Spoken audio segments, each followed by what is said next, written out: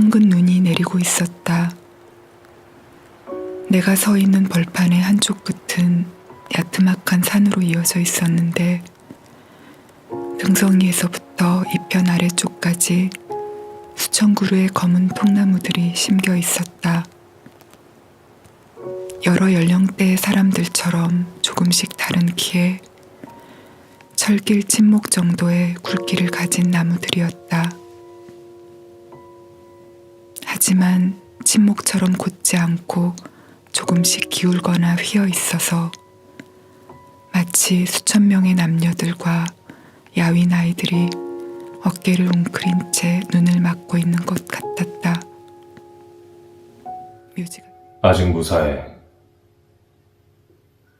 거대하고 육중한 칼이 허공에서 나를 겨룬 것 같은 전율 속에서 눈을 부릅뜸으로써 그 벌판으로부터 도망치지 않은 채 나는 생각했다. 비탈진 능선부터 산머리까지 심겨있는 위쪽의 나무들은 무사하다. 밀물이 그곳까지 밀고 올라올 순 없으니까. 그 나무들 뒤의 무덤들도 무사하다. 바다가 거기까지 차오를 리는 없으니까. 거기 묻힌 수백 사람의 흰 뼈들은 깨끗이 서늘하게 말라있다. 그것들까지 바다가 휩쓸어 갈 순 없으니까. 밑동이 젖지도 썩어 들어가지도 않은 검은 나무들이 눈을 맞으며 거기 서 있다. 수십 년, 아니 수백 년 동안 내리는 눈을. 그때 알았다. 파도가 휩쓸어가 버린 저 아래의 뼈들을 등지고 가야 한다. 무릎까지 퍼렇게 차오른 물을 가르며 걸어서 더 늦기 전에 능선으로. 아무것도 기다리지 말고 누구의 도움도 믿지 말고 망설이지 말고 등성이 끝까지. 거기 가장 높은 곳에 박힌 나무들 위로 부스러지는 흰 결정들이 보일 때까지. 시간이 없으니까. 단지 그것밖엔 길이 없으니까. 그러니까 계속하길 원한다면 삶을.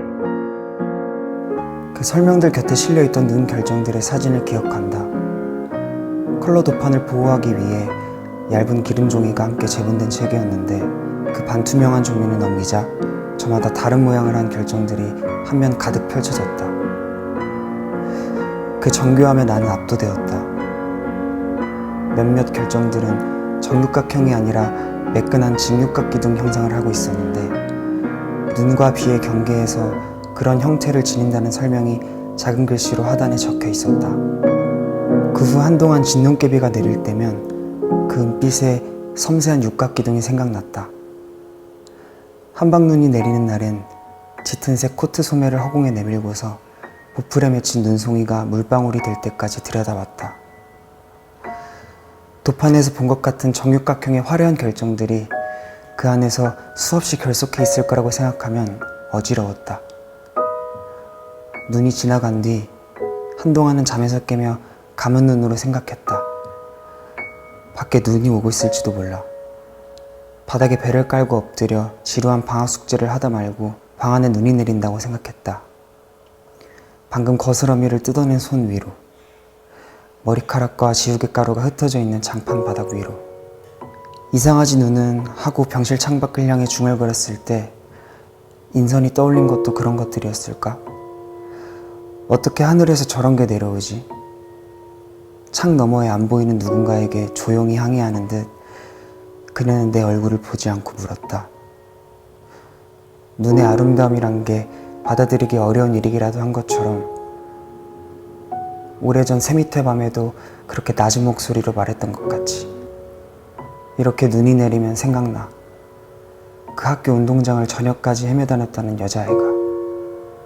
흰 털실로 뜬 모자를 쓴 것처럼 그녀의 머리에 눈이 쌓여 있었다. 파카 호주머니에 찔러 넣은 내 두 손은 딱딱하게 얼어 있었다. 우리가 눈 위로 발자국을 남길 때마다 속은 부스러지는 소리가 났다. 눈만 오면 내가 그 생각이 남죠. 생각을 안 하진 해도 자꾸만 생각이 나면서. 모른다.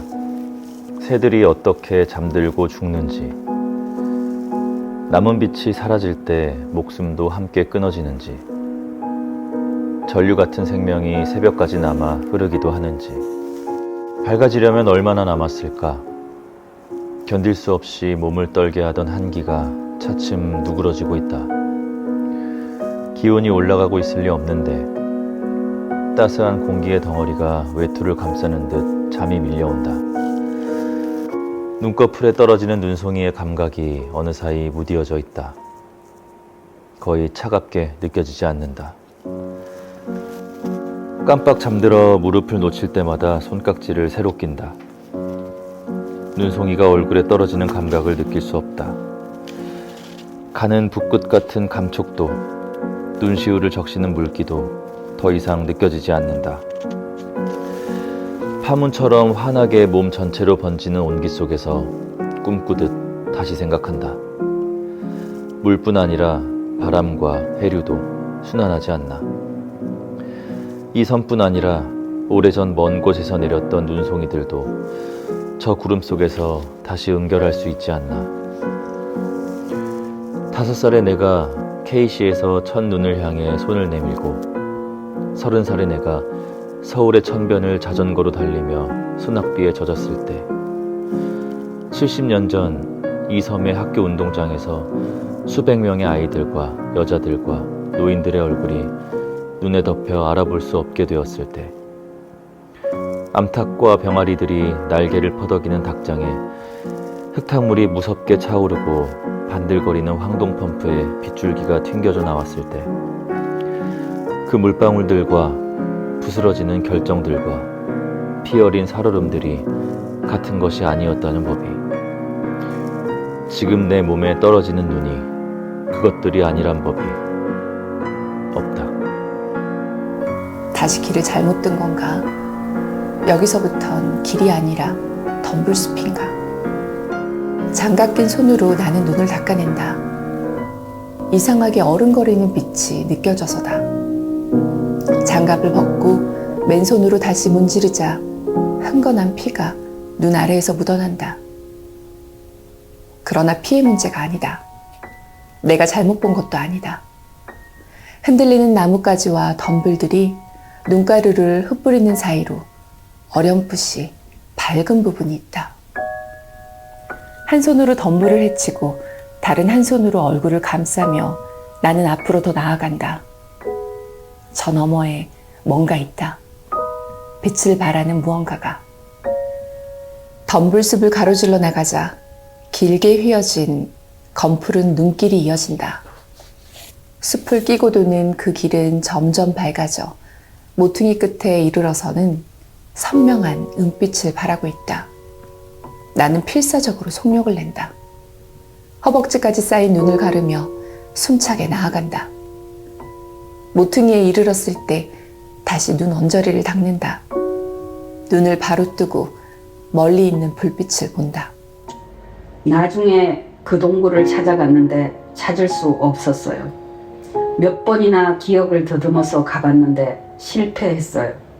아니요, 꿈은 아니었습니다. 9살 되던 겨울에 간 게 마지막이었어요. 밑도 끝도 없이 인터뷰는 그렇게 시작되었다. 질문들은 편집되었거나 애초에 존재하지 않았다. 이 섬의 동굴들은 입구가 작아요.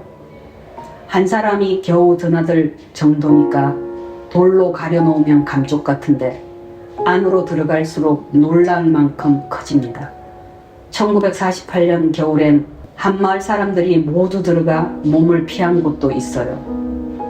이마에 카메라를 달고 촬영한 듯한 숲이 돌연히 나타났다. 카메라의 눈이 닿는 모든 곳에서 거대한 한렵수들이 바람에 흔들리며 솟아오르고 있었다. 그 우둔지들이 햇빛을 가려 숲의 아랫부분에는 풀이 자라지 않았고 저녁처럼 어둑했다. 가지째 떨어져 있는 커다란 잎사귀들, 거인의 관절들처럼 구부러져 돌출된 뿌리들, 새어 들어온 햇빛이 땅에 그린 고요한 무늬들 사이로 계속해서 흙이 부서지는 발소리와 함께 하면이 이동했다. 아버지와 내가 각오했던 동굴은 그만큼 크지 않았어요. 많아야 연남은 사람이 몸을 피할 수 있을 정도. 흰 해벽이 하면으로 돌아왔다. 햇빛을 받은 인선의 무릎 위로 깍지 낀 두 손이 얹혀 있었다. 잠시 바람이 완전히 멎어 흔들릴 때는 소매자락 같았던 나무가지 하나의 그림자가 거대한 양식잎 같은 형상을 해벽 위에 또렷이 새겼다. 공기가 항상 축축했던 기억이 나요. 동굴에 들어가기 직전에 늘 비나 눈을 맞았던 것도. 맑은 날씨가 기억나지 않는 걸 보면 아버지는 낮은 기압에 반응했던 것 같습니다. 비가 오면 관절이나 근육이 아픈 사람들처럼. 그녀의 목소리가 속삭이듯 낮아졌다. 속솜허라. 동굴에서 아버지가 가장 많이 했던 말이에요. 양치 잎 같은 그림자가 벽 위를 미끄러지며 소리 없이 솟아올랐다. 숨을 죽이라는 뜻이에요. 움직이지 말라는 겁니다. 아무 소리도 내지 말라는 거예요. 손깍지 낀 그녀의 두 손이 풀렸다가 다시 단단히 매듭지어졌다. 온다, 떨어진다, 날린다, 흩뿌린다, 내린다, 퍼붓는다, 몰아친다, 쌓인다, 덮는다, 모두 지운다. 어떻게 악몽들이 나를 떠났는지 알 수 없었다. 그들과 싸워 이긴 건지 그들이 나를 다 으깨고 지나간 건지 분명하지 않았다. 언젠가부터 눈꺼풀 안쪽으로 눈이 내렸을 뿐이다. 흩뿌리고 쌓이고 얼어붙었을 뿐이다. 눈꺼풀로 스며드는 회청색 빛 속에 나는 누워 있었다. 눈을 뜨자 서쪽 창이 올려다 보였다. 뚜렷한 음영을 만들지 않는 흐린 날의 빛이 고요히 방을 밝히고 있었다. 벽에 걸린 인선의 검은색 긴 코트가 생각에 잠긴 듯 어깨를 수그리고 있었다. 네 생각을 많이 했어. 인선의 목소리에 나는 눈을 들었다. 그녀도 그 바람구멍 속을 보고 있었다. 하도 생각해서 어떤 날엔 꼭 같이 있는 것 같았어. 그녀의 눈동자에 비친 불꽃들이 소리 없이 흔들렸다. 아무것도 더 묻지 않는 그녀의 태도가 언제나처럼 고요하고 확고해서 지금 내가 짐작하는 그녀의 생각이 맞는지도 모른다는 생각마저 들었다. 인선은 언제나처럼 이곳에서 나무 작업을 하고 있었을 뿐이고 서울에서 내가 받은 문자와 이 섬에서 겪은 모든 것이 망자의 환상이었을 뿐이라고. 그러잖아도 너한테 보여주고 싶었는데. 벽면에 기대선 나무들을 가리키며 인선이 물었다. 어떤 곳 같아? 솔직하게 나는 대답했다. 나는 사람의 키 정도를 생각했는데. 처음엔 그렇게도 해봤어. 스케일을 바꾼 이유를 이어 말해줄 거라고 생각했지만 그녀는 말을 아꼈다. 작업대 상판을 짚고 바닥으로 내려서며 가볍게 물었다. 차 마실까?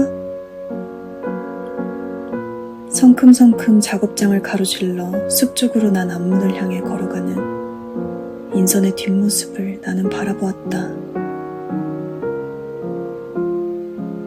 정전되면 안채에서 고체 연료를 쓰기도 하는데 아무래도 아마한텐 해로우니까 여기서 마시고 가자. 나에게서 멀어진 만큼 인선의 목소리가 높아졌다. 그녀가 앞문을 열자 한결 실내가 밝아졌다. 그 빛의 의지에 문 옆 조그만 냉장고에 불 꺼진 냉동실을 뒤적이며 인선은 모르는 노래의 한 소절을 허밍으로 불렀다.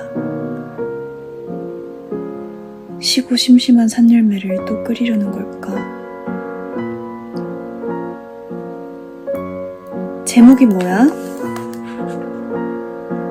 밀폐 용기에 담긴 것을 나무 숟가락으로 덜어 주전자에 넣다 말고 인선이 물었다. 우리 프로젝트 말이야.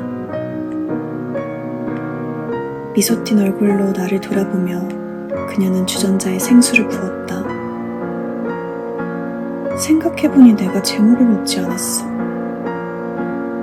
나는 대답했다. 작별하지 않는다. 주전자와 머그잔 2개를 양손에 들고 걸어오며 인선이 되뇌었다.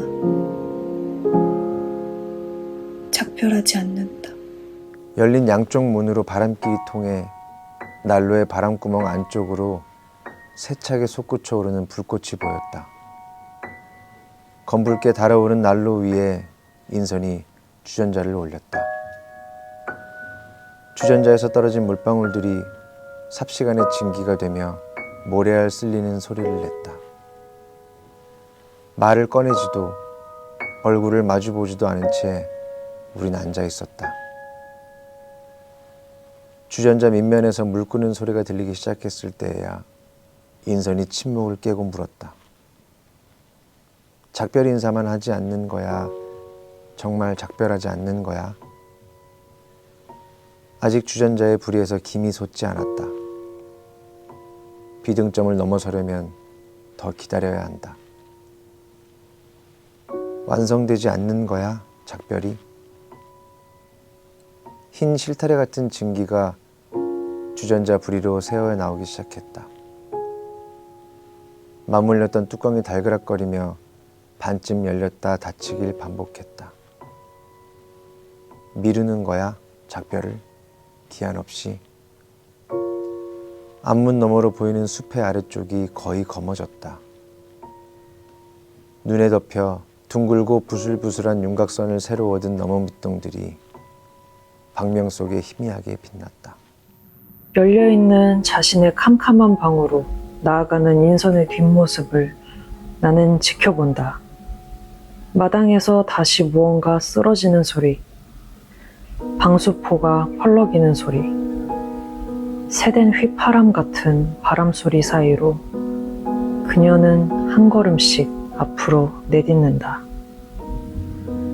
눈 대신 몸 어딘가에 촉수를 사용하는 듯 느리고 조용한 동작이다.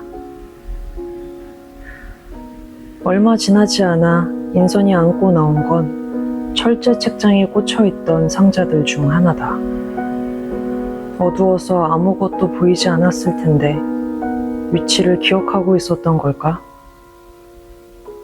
촛불 옆에 상자를 내려놓은 인선이 두 손으로 뚜껑을 연다.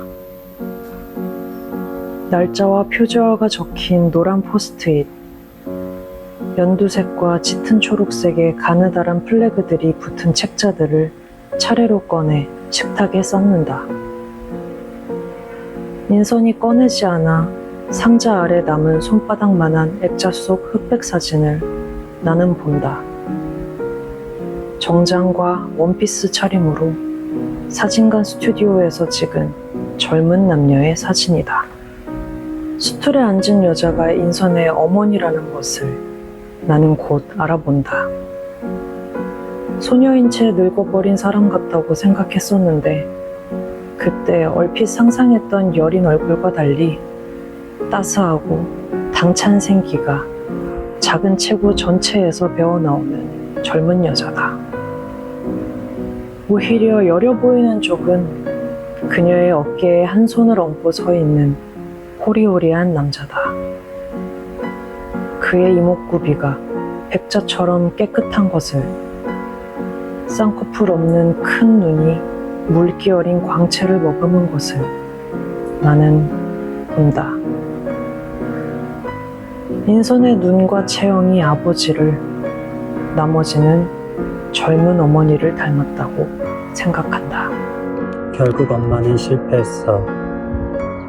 먼 곳에서 들리는 듯 인선의 목소리가 낮아진다. 뼈를 찾지 못했어. 단 한 조각도. 얼마나 더 깊이 내려가는 걸까? 나는 생각한다. 이 정적이 내 꿈의 바다 아래인가? 무릎까지 차올랐던 그 바다 아래. 쓸려간 벌판의 무덤들 아래. 2개의 스웨터와 2개의 코트로도 막을 수 없는 추위가 느껴진다. 바깥이 아니라 가슴 안쪽에서 시작된 것 같은 한기다. 몸이 떨리고 내 손과 함께 흔들린 불꽃의 음영에 방 안의 모든 것이 술렁인 순간 나는 안다. 이 이야기를 영화로 만들 것인지 물었을 때 인선이 즉시 부인한 이유를 피에 젖은 옷과 살이 함께 썩어가는 냄새, 수십 년 동안 삭은 뼈들의 인광이 지워질 거다. 악몽들이 손가락 사이로 새어나갈 거다. 한계를 초과하는 폭력이 제거될 거다. 4년 전 내가 썼던 책에서 누락되었던 대로에 선 비무장 시민들에게 군인들이 쏘았던 화염 방사기처럼 수포들이 끌어오른 얼굴과 몸에 흰 페인트가 끼얹어진 채 응급실로 실려온 사람들처럼 여전히 바람이 불지 않았다. 낱낱이 눈송이들이 한없이 느리게 떨어지고 있어서 레이스 커튼의 커다란 문양들처럼 허공에서 서로를 잇고 있는 것처럼 보였다. 이 기슭까지 엄마하고 가끔 왔어. 인선의 시선이 향한 곳을 나는 건너다 보았다. 먹의 바다 같은 어둠 뿐이었다. 어디까지 건천인지, 맞은편 기슭이 어디서 시작되는지 구별할 수 없었다. 폭풍이 지나간 다음 날 처음 와봤어. 엄마가 물 구경을 가자고 해서. 아마 10살이었을 거야. 아버지 돌아가시고 얼마 안 됐을 때. 인선의 얼굴이 나를 향했다. 어깨 아래까지 쌓인 눈이 반사 음판처럼 촛불 빛을 되비춰 창백한 그녀의 뺨 안쪽에서부터 빛이 새어나오는 것처럼 보였다. 나무 한 그루가 뽑혀서 어마어마한 뿌리가 드러나 있던 게 기억나. 나무 자체는 그리 크지 않았는데 뿌리가 우둥지의 3배는 되어 보였어. 넋을 잃고 그걸 보느라 내가 멈춰선 줄 모르고 엄마는 계속 앞으로 갔어. 날이 개긴 했지만 아직 바람이 센 날이었어. 젖은 흙에서 올라오는 냄새, 가지째 떨어진 꽃냄새, 밤새 물살이 넘쳐 한 방향으로 놓은 풀 냄새가 뒤섞여서 코가 얼얼했어. 빗물이 고인 웅덩이들이 햇빛을 되쏘아서 눈이 아렸어. 커다란 광목천 가운데를 가빗날로 가르는 것처럼 엄마는 몸으로 바람을 가르면서 나아가고 있었어. 블라우스랑 헐렁한 바지가 부풀 대로 부풀어서. 그때 내 눈엔 엄마 몸이 거인처럼 커다랗게 보였어. 모든 소리의 잔향이 허공의 눈송이들 속으로 빨려 들어가고 있었다. 그녀의 숨소리가 들리지 않았다. 내가 내쉬는 숨소리도 눈의 입자들 속으로 삼켜졌다. 여기쯤 멈춰 서서 엄마는 저 건너를 봤어. 기슭 바로 아래까지 차오른 물이 폭포 같은 소리를 내면서 흘러갔어. 저렇게 가만히 있는 게 물 구경인가 생각하며 엄마를 따라잡았던 기억이 나. 엄마가 쪼그려 앉길래 나도 옆에 따라 앉았어. 내 기척에 엄마가 돌아보고는 가만히 웃으며 내 뺨을 손바닥으로 쓸었어. 뒷머리도, 어깨도, 등도 이어서 쓰다듬었어. 뻐근한 사랑이 살갗을 타고 스며들었던 걸 기억해. 골수에 사무치고 심장이 오그라드는. 그때 알았어. 사랑이 얼마나 무서운 고통인지. 절멸을 위해 죽인 아이들. 그 아이들을 생각하다 집을 나선 밤이었어. 태풍이 올 리 없는 10월이었는데 돌풍이 숲을 지나가고 있었어. 달을 삼켰다 뱉으며 구름들이 달리고 별들이 쏟아질 듯 무더기로 빛나고 모든 나무들이 뽑힐 듯 몸부림쳤어. 가지들이 불같이 일어서 날리고 점퍼 속으로 풍선처럼 부푸는 바람이 거의 내 몸을 들어 올리려고 했어. 한 발씩 힘껏 땅을 디디고 그 바람을 가르며 걷던 한순간 생각했어. 그들이 왔구나. 무섭지 않았어. 아니, 숨이 쉬어지지 않을 만큼 행복했어. 고통인지 황홀인지 모를 이상한 격정 속에서 그 차가운 바람에 몸을 입은 사람들을 가르며 걸었어. 수천 개 투명한 바늘이 온몸에 꽂힌 것처럼 그걸 타고 수혈처럼 생명이 흘러들어오는 걸 느끼면서 나는 미친 사람처럼 보였거나 실제로 미쳤을 거야. 심장이 쪼개질 것 같이 격렬하고 기이한 기쁨 속에서 생각했어. 너와 하기로 한 일을 이제 시작할 수 있겠다고.